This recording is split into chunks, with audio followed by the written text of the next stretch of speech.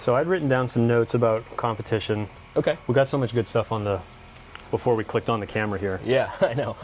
But I wrote down like the purpose of competition, big picture, like what's good about it, what's bad about it. Talk about maybe the open, quarterfinals, just any competition in general. I don't think it needs to be like, you and I obviously will talk about CrossFit, but I think a lot of this applies to your weekend warrior 5K, Sure. Your high rocks, a marathon, like a lot of the same kind of concepts. Yeah. I find apply to those different things too. Absolutely. And we just kind of like riff on any of those things today. Yeah, I think you're right.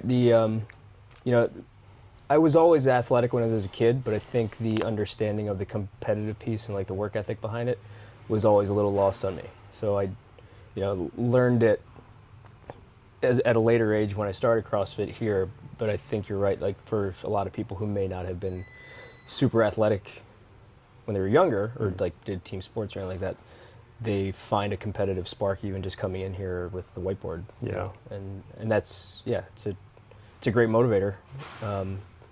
And being able to like vocalize that goal, I think helps, move the needle like we were just talking about a second ago. Like when you were talking about like how you'd, and I don't know, you comfortable like talking about absolutely. like Yeah, so like sure. you were talking about semis. Yeah. In your age group, kind of being something on the calendar for next year. Yeah. So, for years I've always kind of, in my own training, been a little bit ambiguous about the goal. Like I was like, I don't really have a goal. I just like doing a lot of volume and, beating myself up to conquer whatever demons I'm dealing with that on a given day. But I think part of me was always like afraid to fully commit to trying, Yeah. And after being somewhat closer than I expected to be, let's say, this year, to sneaking into the semis, and I've told myself coming out of it that I'm going to go for it, and I've already felt a difference in my training. Hopefully it's not temporary. Yeah. But, I'm surprising myself already the first couple weeks out of the quarterfinals. So, but like stuff like that, I think telling yourself and just being willing to fail, because I probably will. Yeah. Is that what you think kind of like gave you pause and scared you a little bit? 100%. Yeah.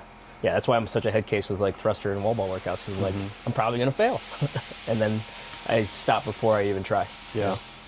But that's something everyone deals with that on, I think, different scales, especially when it comes to competition. It's like, oh, I'm not good at gymnastics.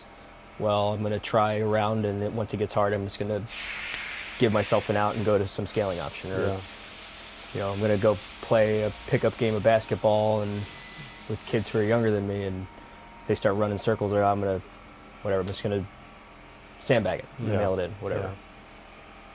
Instead of trying to take that chance, I think which is something I try to push. Like we try to tell people that in here, who maybe never done a box jump before and they're afraid of missing, and that might happen. Yeah. And like also even with like my kids, they go play soccer. My daughter can't run as fast as the other kids. Well, it doesn't mean you should stop. Yeah. I feel like I just rambled a lot, but You were going, but I think some of those things that you mentioned, like being okay with failure, is interesting, because Chad and I were talking about that in our episode we recorded last week about kind of the inevitability of injury and the opportunities that present from injury when you're whatever it is, your knee, your shoulder that gets banged up, and kind of the good that can come from that. He had a really, really solid mindset. He's been through 2 pretty serious injuries, Right.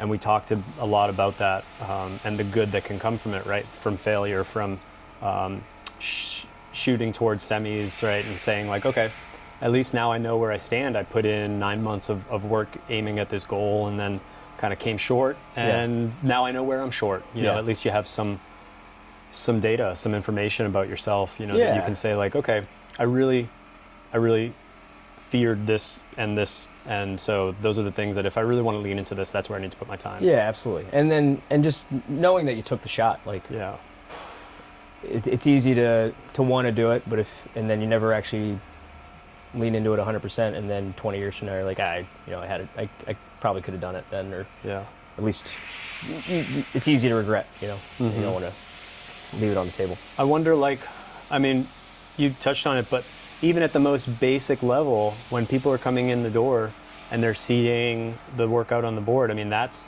in a lot of ways like a competitive outlet for people. Yeah. Right? Being here and being somebody who actively is using, what is it, Sugar Watt is the app, Yeah. right? Yeah. Mm-hmm. Or push press. Push press, I'm sorry, yeah. So we're using push press, and right, you're putting your score up there and putting your skin in the game, saying like, hey, this is what I did, this is how I scaled it, and this was my time, or this was my load, and that competitive,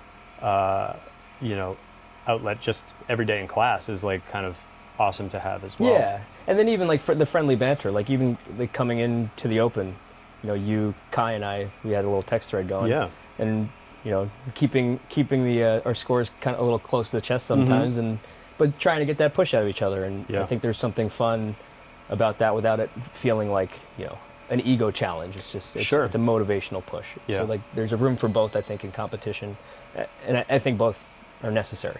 Yeah. In some respects. Yeah, that was definitely something that I've noticed over the years is like having a purpose to train for, has been really helpful for me to focus my training in CrossFit. And that's certainly like, you go backwards, like I played a lot of sports growing up, right? So there's game and performance, and then, like playoffs and all the kind of things that go with that. Yeah. First you need to like make the team, and so you're practicing with the goal of like making the team, and making varsity and being a starter and kind of all the things that go into that. I'm sure there's tons of people in the gym who played high school sports and college sports as well. Yeah, of course. And that purpose that you're training for with that goal, that like, okay, my 2 mile time, whatever it is, like having a purpose to train for is really beneficial, and that would be like top of the list for me, and like the good of competition. Oh yeah, for sure. Yeah, and that's what, like I said, when I was always a pretty athletic kid, but the work ethic was just never, I guess, reinforced. My dad was an athlete, but he was pressured pretty hard by his dad, so I think there was a little bit of like I'm not gonna be the same way. Yeah. Which I wish I had a little bit of that, but now I just feel like I'm making up for lost time in my middle age. Yeah. But yeah, it's funny you say that. When I was a head coach out in Colorado, we did what you guys do here, no sweat intros, right? Yeah. Where people are coming in the door just to chat, talk about what their goals are and so on, get to see the space. Yeah. And so I do that. This lady, we walk around, I'm showing her the gym and so on, and I always liked to ask them what they knew about CrossFit, right? To see what kind of, maybe they watched like CrossFit Games, Rich Froning on YouTube, like what had they seen, what had their friends told them, or what had they heard? Maybe they'd been at another gym and they got injured. And this one lady, she goes, well, I have a good grasp on what CrossFit is. I go, yeah, what? Tell me more. And she's like, CrossFit is it's just group therapy for washed up high school athletes. I mean, and I couldn't keep it together. I was like, that is so perfect. And I felt so seen. I'd never felt so seen before. That's right. Like, that's me. That's incredibly accurate. Yeah. Yeah. It can be used as such a great outlet for those people who are still looking for that team vibe, camaraderie. Camaraderie. Yeah. And I'm so, you and I were going to do a competition in August. We're going to do a team of 4 competition. Yeah. I'm the one odd man out. I'm partnered with 3 other coaches here. Yeah. With Trish and Jen and you, and I'm psyched. I'm glad that's on the calendar. Yeah, it's gonna be fun. I mean, already like there's texts going back and forth, between you and I and Jen and Trish, and I mean the camaraderie of like, hey, we're going into this thing together. Whether it's like team sport in high school, maybe you still play pickup league and you have buddies of yours that you play with. I think the whole concept of like, we're in this together, we're going to do this together, we're going to wear the same shirt, we're going to plan out some things, and I think there's a lot of value in that. Absolutely, too. Yeah, for sure. And I think it's good for, like Trish is out here already put in a lot of extra work, knowing that it's coming. Like she's been doing that since we decided. Yeah. So it's the focus of knowing that that's on the plate down the pike, and like, all right, I got to perform. Yeah. I think there's this difference between doing an indie competition versus a team comp where, you can let yourself off the hook when you're solo a little bit more, but when there's another person with you, I think the push is, you get more rest, but the push is way harder. Yeah. Yeah. You don't want to be the person who lets the team down. Yeah. There's the peer pressure. Yeah. I mean, partner workouts, you and I have talked about how Ed and I partner up, and Ed ends up doing burpees faster. Yeah. He's doing the And, fastest I've ever seen. You know, partner workouts drive a lot of progress, in my opinion. Right? Absolutely. You know, and so when we were doing those mega classes through the winter, I was like always psyched to see a mega class option where it was work rest, because you get really fit doing that kind of stuff. Yeah. It's gonna start coming back probably. I see down the pike, because 5:15 is getting pretty jammed again. Yeah, sun's getting up earlier. Yeah, that's good. Yeah, absolutely. Yeah, it's a fun vibe that early in the morning. What other things in the kind of good category of like why competition, and you know, when it goes well, what kind of things do you think about? When it goes well, that's a good question. I feel like good or bad, I feel the same way going into every event, let's say. Like, you know, I want to win. I want to like do as best we can with each event, but I feel like what's more important is that the support to whoever my partner is, you know, like they don't feel like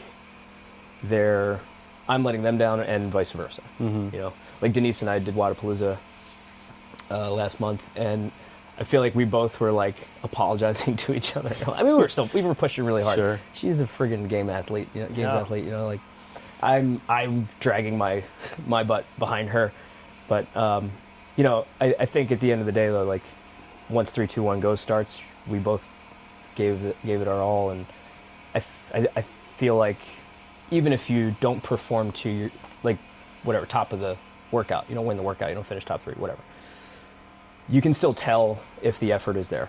And I think that's what I enjoy more about it.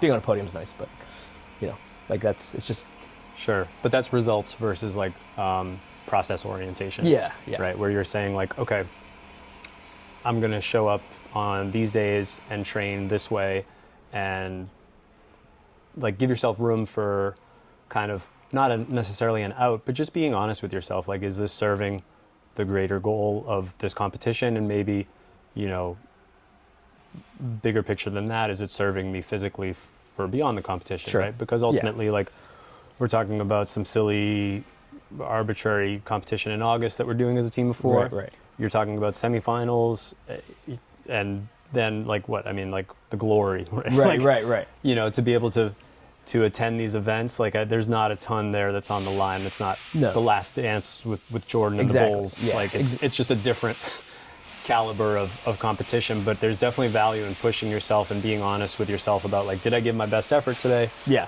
Did I give my best effort across the 6 months that I knew I was aiming towards this thing that I wanted to do? And then being okay with 6th place based on I worked my butt off to get 6th place, and if I hadn't worked my butt off, I would have been in 12th place. Exactly. Yeah, I think that's what I was trying to say. Like, if I can reflect back on everything leading up to and including the competition, and know that I gave it a real shot and did my best effort, then, you know, regardless of the results, because like you said, at the end of the day, we're parents. Yeah.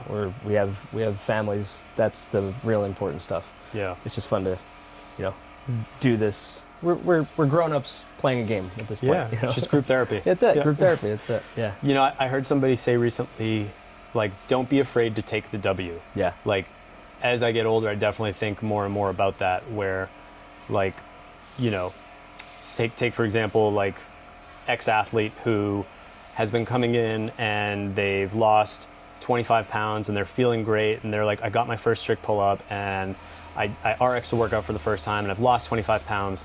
And all of these things, they're checking the box on all these things, and they're like, but there's this pair of pants that like still don't fit me the way I want them to. And like, you're like, okay, but look at all those things that you just said to me. Like, if you're focusing always on where you came up short and like your L's, then you're always going to drive yourself a little bit crazy. And just take the W. You know, like, absolutely. Be happy that you showed up the times you said you were going to show up, and you put in the effort, and you did the competition, and you put your skin in the game, and like build off of that. You know? The silver lining is important. Yeah. Like, there always is something positive to find out, even of every bad performance. Otherwise, what's the point? You know. Yeah. You have to use, like you said, using whatever your shortcomings are as motivation, but you can't just focus on them. Yeah. Yeah. I'm kind of like, I think we have a good grasp on the like things that come out of competition that are good. Do you have anything else to? No, I mean, I encourage people to try it, or at least in a class setting, maybe picking 1 or 2 workouts a week where you look at it like, okay, this is a wheelhouse workout. I'm going to try to get top of the leaderboard or close to it. And if you miss, you miss. Yeah. I talk about this with Brian O'Neill a lot, where some days are gambling days, and you're not always going to win on a gambling day, but sometimes you do, but that's important to keep progressing, because if you're always setting yourself up to do the bare minimum, then there's no progress. Yeah. Yeah. Even within the workout, to say, I don't love the idea of doing these wall balls unbroken, but that's my goal. Yeah, I'm going to try. I'm going to do these unbroken, and my score might not reflect like the fastest time. Like maybe I'll go faster by breaking these wall balls, but I'm going to try and do these wall balls unbroken. Yeah. Having like a small goal like that to say like, I did what I said I was going to do. Yeah. Nobody knew that I said that to myself, but like I did what I said I was going to do to myself, and that just builds, that compounds over time. Absolutely. Yeah. Right? Showing up for yourself in that way and keeping it internal. I think external motivation is valuable, but personally, and I think a lot of people who do CrossFit for a long enough time end up being very internally motivated. Yeah, for sure. They'll be like, oh, I didn't even notice the music, or I didn't, it was great that there were people working out around me, but I didn't know what he was doing or she was doing. Yeah. And, they're just kind of pushing themselves based on how they feel and what's going on with them. Yeah, there's definitely a level of that. I think you need that to just come in every day. I mean, it's definitely just show up. Yeah. Like to know, but I mean, I'm the same way. Like people always ask, like, can I change the song? Like as soon as my heart rate hits 150, I don't know what's going on. Sure. I'm just like, don't lose count. Yeah. Don't flame out. Not yet. Yeah, that's good. Yeah. I think that there's definitely the flip side, right? There's like a lot of things that competition can cause problems for as an individual, but then talk a little bit about that. I think sometimes we talked about it briefly, it was like misalignment, where like you're like, okay, semis, and like everything's driving towards semis, or the team comp you and I are doing in August, and it's like everything goes, I got to be ready for the comp, and then, come the comp is August 1st, come August 2nd, you're wrecked. Yeah, absolutely. Like that doesn't serve me as a dad or a member in my family, in my neighborhood, and here, what if I miss gym for a week? Ed and Solomon are texting me like, where you been, G? Like, you gotta get your ass in here. Absolutely. Yeah, it can totally, if you do it the wrong way, if you never listen to, eventually you got to listen to your body, especially once you keep getting older. But if you just keep bearing your head down and working through it, and by week 3 you're totally burnt out, then you're what good are you? Yeah. And that's always the like when people always come at CrossFit about injury and all that stuff. It's I both know it's every time 99% of the time someone gets hurt, it's because they did something they shouldn't have done on a given day. Ego. Yeah, ego. Yeah. Ego gets in the way, and it's like understanding the balance of when to push and when to just be like, hey, I'm gonna move today. Yeah, and not being afraid, not feeling like you're mailing it in order to do so. Yeah. Even the best of the best do that some days. Yeah. And I think, if ultimately your goal is to just be physical for as long as you're alive, then the goal should always be to err on the side of caution. Yeah. Right? To always be like, my back isn't 100%. Yeah. I don't need to put an extra 10 on the bar. I don't need to do those extra reps, that extra round. I'm just going to do 4 rounds instead of 5. Yeah. I'm here. This is serving me well. I'm not getting less fit by doing this. And exactly. Yeah. I've stolen that line a few times. It's useful to think about that way. It is. Because, I mean, sure, like for somebody well-conditioned doing CrossFit 4 or 5 times a week, you ask them to do, Cindy and, just do Cindy, but just kind of move and take it slow. Like, not going to, like, really move the needle a ton, but it's also not going to put the needle in the wrong direction. Right. Like, it can't do that. Yeah. Versus like the person who's coming in here and they're like, I really wanted to get after it today. I wanted like a 22 round, 24 round Cindy. Yeah. Like, cool, but like your shoulder hasn't been great. Yeah. I don't know if that's the right call for you. Maybe you just move, do it strict, slow it down. Yeah. And what did you do the last 3 days leading up to that, right? Yeah. Like you can't go 90% every day. Yeah. If you go 90+% every day, it's like you're a ticking time bomb. Yeah, for sure. Yeah. Before we clicked on, or maybe it was while we were recording, we were talking about Kai. Yeah. Again, funny, like, but you were like, I can't base my like expectations off of Kai.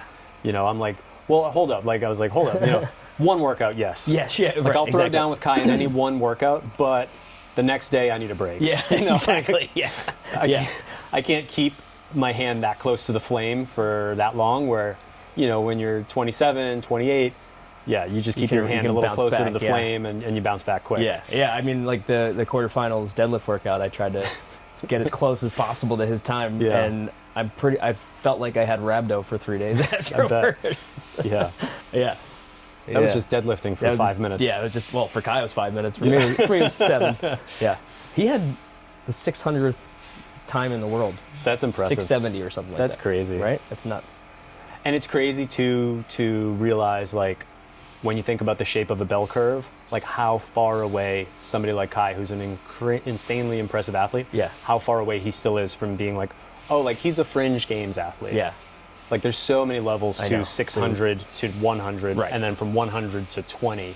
Like that bell curve really flattens out and just keeps going. Yeah, especially now you have kids starting so young. Yeah. Which, you know, you don't want to see this. So that's the bad side of competition, right? Like someone like Mal O'Brien, who started, she got into the games, 17? And then she flamed out by the time she was 19 because she couldn't take the constant, like it was never-ending pressure, never gave herself a break. So like that is a definite risk if you want to win, but a lot of people, you know, can't handle that. It's constant stress all the time about just based on performance. Yeah. Not even about just everyday life. You throw in everyday life on top of it, and it's like, God, you have kids and then you put that much stress on top of yourself?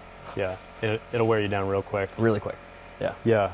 It has to be sustainable. Yeah. And it has to, I mean, I think too, like doing something unsustainable is okay as long as there's seasonality to it. Yes. Where you're like, the Open as an example, and you say like, okay, come, you know, Christmas time, you know, maybe you get through the holidays and then you're like, okay, I'm really going to buckle down. I'm going to, all these lifestyle factors, I'm just going to tighten them up a little bit through January into February, and I'm going to do the Open, and that's going to be kind of a primer, and I want to perform at quarterfinals, or maybe the Open is your thing and you're just going to perform at the Open. Yeah. But, you know, to do something like that year round isn't probably ideal for 99% of people. For anyone. Well, I mean, even the elites. The elites, like the World Fitness Project, right? How many guys, how many people bailed out of the finals because they're doing a competition every month, plus the CrossFit season. Yeah. Like, you have to pick one. If you're doing, I mean, I have a friend who qualified for semifinals in the age groups. He got invited to 2 in-person competitions and then is doing the online qualifier. He's only going to do one of the in-persons, but it's like if you just came out of the Open, then you did quarterfinals, then you do 3 competition weekends, I mean, you're done. Yeah. Like that's in 2 months. Yeah. Nobody can handle that. No. And yeah, I mean, everybody's circumstances are different, right? Like different life responsibilities. Yeah. Yes, yeah. Who has young kids, who doesn't have young kids, who has a job where, you know, they travel or don't travel, and, you know, a stressful job. Maybe it's a job that pays decent and they can just kind of mail it in. Like there's all different types of situations that people have in their lives, a aging parent they care for, and, you know, so it's unfair to say like, oh, well, this person, like they do all these different races, they do the marathon, they're doing high rocks, and they're like, what's wrong with me? I can't do, like, and that kind of like comparison, that comparison can be dangerous. I think comparison can be a really useful tool, but I think too that it can lead you down some pretty bad rabbit holes. Like you have to keep everything in context. Yeah. Because that's people have different time demands, and you know, for those of us with young kids and lots of sports going on and other activities, and you know, you got to fit it in where you can. Yeah. Yeah. And try to make the most of it when you do that, without totally burning yourself out. There was another note that I jotted down about like what, you know, kind of on the bad side of competition, and I don't see this anywhere here at Delaware Valley, which is wonderful, because like I'll instantly have like a character judgment on somebody if I see this, where it's like a mindset where, okay, I'm coming in and I'm this type of athlete, and so I require this type of programming, and I require, you know, I'm going to use this equipment, and there's a class going on, but I'm using this, and we need this space. And, and that kind of mindset of like, you know, I'm better than you, and that just, you know, it really rubs me the wrong way. Yeah, absolutely. Like I understand, you know, some people wanting to do their own programming, but yeah, like you don't rule the roost, and the community comes first. And yeah, and I'm glad you said that, because I think Rob may have talked to you about this in the first episode, but we've definitely shifted. We never were like a super competitive gym, but I feel like the wellness first, direction has kind of become more and more of our focus for the last couple of years, and you can see that. We don't want anybody to go home injured. Yeah. Like that's not. I feel like those days are long gone for the better. But yeah, I know what you mean. Like I follow whatever proven programming, and I have to do all my volume, and I need to take up all the space. Because I don't think that they don't have to go hand in hand. Yeah. From my time working at Reebok, like I've met many games athletes who are on both sides of that coin. Right. People like Ben Smith, who would just say like, oh man, like just the most humble guy in the room. And he's always asking you about what you're doing and how things are going with you. Sure. And just a ferocious fucking beast. Yeah. Yeah. But then there's other people, and I don't want to say names, but like they would just be like, kind of like standoffish, right? Like I need this, I need that. This is how I need things set up. And it's like, okay, like, sure, you're very impressive. Like it's not as if what these people are able to do are not impressive. Right. And I think if you put it in a context of like a different field where you were saying like, okay, there's a doctor who's like, really progressed in their field, they become an expert in something, you still should be kind to people and be nice to other people, right? Like, and it's the same idea here. Like you're elite, you're a master in your domain, but at the same time, like, just be kind to other people and just be aware of the other people around you, and not think that you're better than them just because you've progressed in your career and specialized in that way. Right. Yeah, absolutely. Like at the end of the day, we're all just exercising for time. Yeah, just exercise racing. It's so ridiculous what we do. It is. It really is. And we talk about it, and there's a podcast about it. It's so ridiculous when I think about it. I know. Yeah. Right. And if you take it down, I mean, you could do that with any sport, right? Like, okay, golf, you're hitting a ball in a hole 300 yards away. Sure. I love it. And people spend billions and billions to watch it and play it. And it's the most expensive sport. Yeah. I love to do it, Yeah. but it's such a stupid game. Yeah. There was an athlete, I remember like a year ago, maybe 2 years ago, there was an athlete who was putting their name on all of as a games athlete, putting their name on all of the equipment, like this belongs to me, and was like kicking people out of their space while they're doing the program. Like, you should be, it's kind of like what you said before we started, how the programming is kind of arbitrary, right? So if your coach writes you something, or if the class workout says something, and you're like, I feel like I have to do that no matter how much volume up or down, right? Yeah, so because it says it. Yeah. The app says it. It's on the whiteboard. Yeah. It must be gospel. Right. Yeah, I must do it this way. Yeah, which we can get into a whole other topic about scaling with that stuff. But yeah, like, learning to be malleable with your programming. Because I had to do it today, right? So, my coach wrote up Echo bike sprints. I can't use the Echo bike today, so instead I ran. And I wanted to do my best to stay out of the way of everybody else and all that stuff. But I'm like you said, if I have to change my programming, I'm not going to get less fit just because I had to make a small change. Yeah, it's just different. That's all. It's not better or worse, just different. Just different. Right? To say like, okay, it was what'd you say, 15-second Echo bike sprint? To a 100-meter sprint, which was definitely worse, but but like you got up that hill, fast and like, it still sucked. It still sucked, right? You did the thing, and again, like there's not a better or worse. It's just like it's just different. You know, it's and I think that's something that a lot of people can take home with them, is that like when we write what's on the whiteboard or you see what's in the app, these are all just totally made up things. Like there's no reason why today's workout was 10 rounds. Right. 12 rounds won't make you more fit. 8 rounds won't make you less fit. Right. They're just different. Yeah. They're different workouts, where you go faster, you go slower, you get more volume, you get less volume, but they're just different. There's not a better or worse. And there might be a better or worse for you on that day where you're like, this is too much volume, or, I really wanted to work on something under fatigue, and fatigue won't set in until this point for me, and so I want to continue to practice a high skill movement like a rope climb under fatigue. Yeah. Cool. Like then, have at it, right? An athlete who can explain that to me at the whiteboard, like I'm all for like, like you get your ducks aligned, like let's do this. Yeah, I think, and you are a great example of that too, with the way you approach coming into class. Like, I feel like you are very good at listening to your body and very aware of, today's not the day to do a million chest to bar. I might just do an L-sit pull up or something. Yeah. Right. And it's still really hard. It's just a different kind of hard. Yeah. But you're preserving yourself for another day. Which, and you try to explain that to some other people, but it's just, the words are written down. I must do it this way. And you're one of those people. Sometimes, most of the time. But yeah. Well, I think in the circumstance for me, it's we communicate a lot, so he'll adjust the programming on the your way. coach. Based on how I feel. But we do that in a very personal level in here. Yeah. And it's getting more people to understand that, you have an injury. I can fix the workout for you so that it doesn't hurt the injury, and don't argue with me. Yeah. Or you slept 4 hours. Yeah.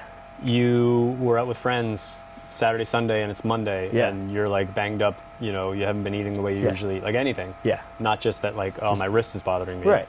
I just feel stale. Yeah. I just want to move a little. Yeah. It could be a level 5 sweat, not like a level 10. Yeah.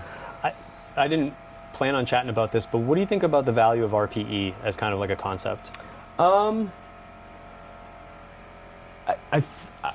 totally... First, why don't you explain kind of what it is, just so people are on the same page. RPE is rate of perceived exertion. We've talked about this in some of the briefs, but on a scale of 1 to 10, so if you're doing a heavy lift and you would go for an RPE 8, it's meaning, you could deliver an extra 2 to maybe 3 reps, but it would be a grind if we were doing a set of 5, right? So you could maybe get to 7 or 8 reps total. So RPE 10 would be like your 1 rep max. 1 rep max. Okay. And it's a very grindy. Yeah. Yeah. And to apply that to conditioning, I feel like is a tough thing for people to calibrate. Yeah. Lift, it's an immediate feedback. So many different things we do. Yeah. Where like over the course of 5 years of CrossFit, you'll do a 1 rep or a 5 rep of like your major lifts frequently. Yeah. But every Metcon for the most part is just going to be a unique stimulus. Yeah, absolutely. Yeah. So continue on. Yeah. Sorry. So like doing a row would be hard to kind of calibrate because it would depend on the distance of the row. You'd have to know what your paces are. Like this is where logging your metrics is really important. Mm-hmm. But So I think it's incredibly valuable, especially for lifting. But for me personally, I think sometimes with the RPE, it can depend. Like I can let myself off the hook too much if it's like, oh well, my RPE is only a 7.5 or an 8 today, but that feels like a 6 on usual days, so I might just like default to that. Mm-hmm. So, but it's understanding what's like real fatigue and what's your mind being lazy. Yeah. And you have to take those things the other things you talked about into account too, like how did I sleep last night? How did I eat?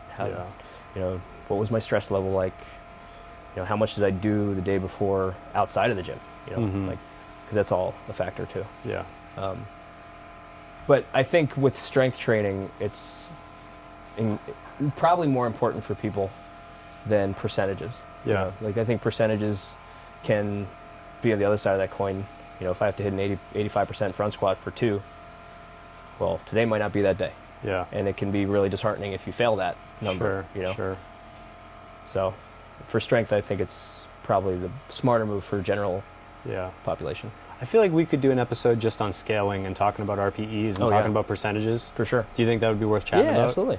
Because I'm just thinking there's so much that goes into like thinking about how to approach those days, how to approach a heavy day where it says, we're going to build to a heavy single, we're going to build to a 1 rep max. Like language matters, I think, a lot there. How do you frame it? How do you talk about RPE? Do you want to say like, okay, RPE 8 out of 10, or do you want to just say, I want you to lift heavy enough that you're going to do a double, but you should be able to lift a 3rd rep if I told you to. Right. Like, how does that land versus RPE 8 out of 10? Sure. How many people understand one versus the other? Or even building to get there too, because there's different Rob and I have different philosophies for that, and that's just based off of how my body works versus his. I think, like he does, the pyramid building, 5, 4, 3, 2, 1, getting to your first working set, whatever. Mm-hmm. Me, I'm someone who feels like I need more volume before I get into my working sets because I need the joints to get a little bit more lubricated. That's interesting because Rob's got like at least a decade on you. Yeah, right. Yeah. But he is of the mind, and I don't disagree with him, that too much volume can blow up your working sets, which it makes total sense, right? If you do if you do 50 reps before you do 15 working reps, sure, you're screwed. Yeah, you don't have an unlimited depth of reps there at like your 75 and 80 percentages. Yeah.